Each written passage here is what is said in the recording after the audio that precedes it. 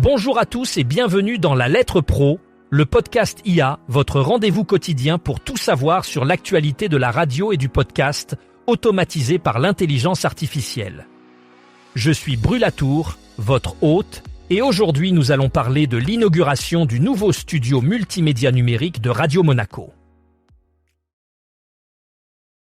Sous la présidence de l'homme d'affaires monégasque Gildo Pastor, Radio Monaco continue de se hisser au sommet de l'innovation radiophonique.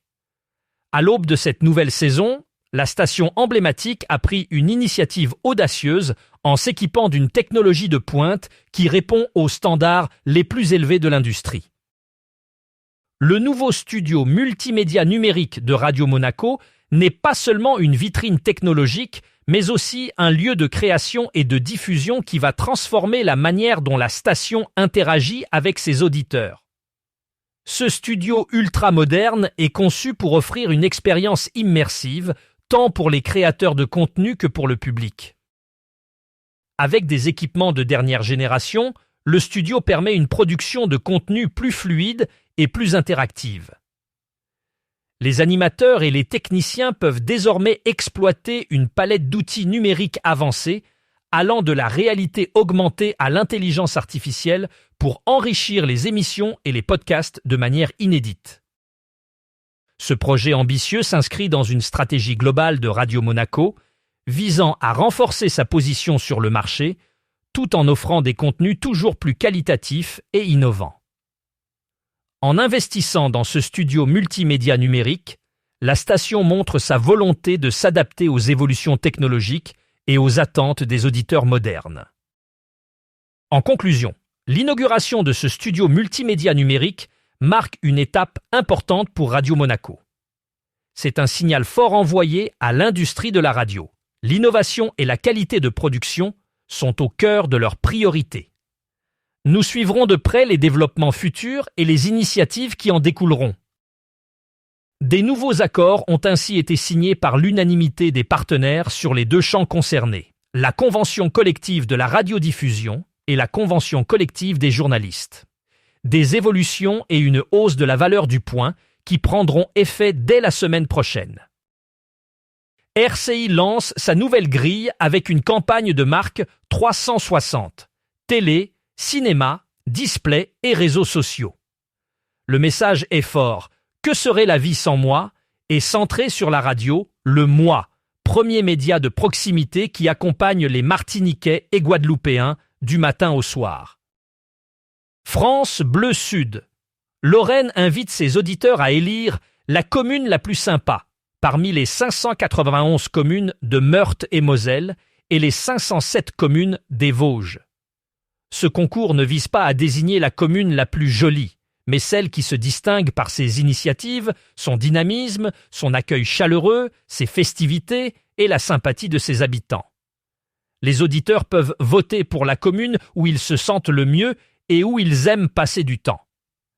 La commune gagnante sera mise en avant par France Bleu Sud Lorraine avec des interviews, des reportages et une journée spéciale en direct pour valoriser la ville ou le village et ses habitants.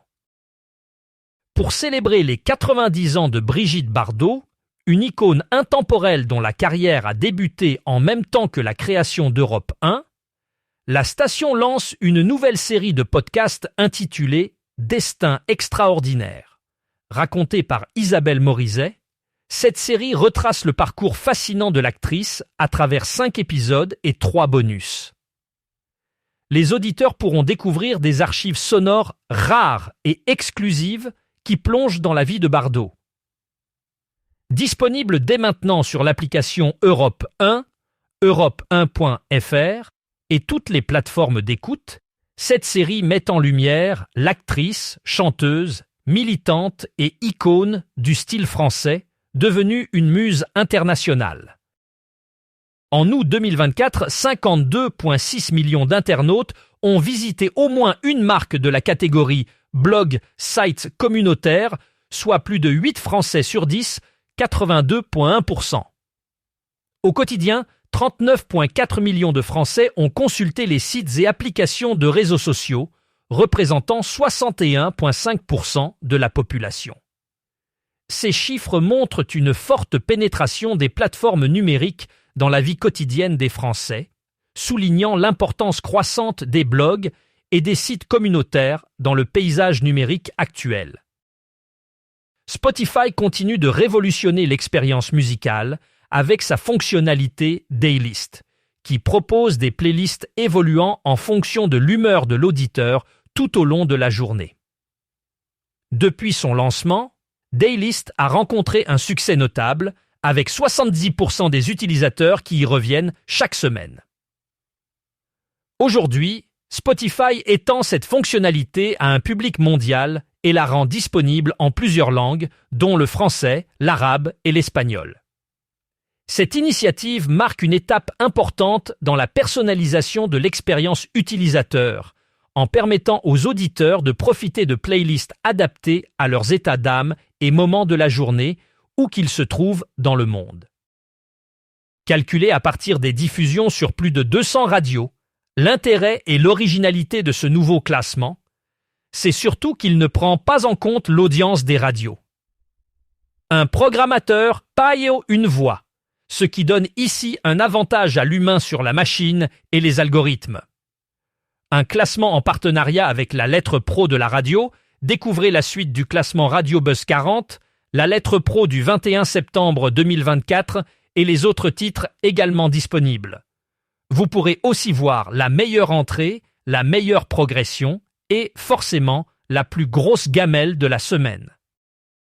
Acast et Influx annoncent un partenariat stratégique mondial. Ce partenariat vise à propulser les formats audio et vidéo des créateurs d'influx, déjà reconnus pour leur impact massif sur leurs audiences, vers de nouvelles dimensions de monétisation et de diffusion. Grâce à cet accord, les créateurs d'influx bénéficieront d'un accès privilégié aux outils et services innovants d'Acast, ce qui leur permettra de mieux monétiser leur contenu et d'élargir leur portée. Acast, de son côté, profitera de la notoriété et de l'influence des créateurs d'influx pour renforcer sa position sur le marché du podcast. L'objectif de ce partenariat est de créer un écosystème où les créateurs peuvent non seulement produire des contenus de haute qualité, mais aussi maximiser leurs revenus grâce à des opportunités de monétisation diversifiées. Les deux entreprises espèrent ainsi transformer le paysage du podcast et de la vidéo en ligne, en offrant des solutions complètes qui répondent aux besoins des créateurs et des annonceurs. En conclusion, ce partenariat stratégique entre Acast et Influx marque une étape importante dans l'évolution de l'industrie du podcast. Il démontre une fois de plus l'importance de l'innovation et de la collaboration dans un secteur en constante évolution. Nous suivrons avec intérêt les développements futurs de cette alliance prometteuse. C'est tout pour aujourd'hui. Merci de nous avoir écoutés et à demain pour un nouvel épisode de La Lettre Pro, le podcast IA. Je suis Brulatour et je vous souhaite une excellente soirée.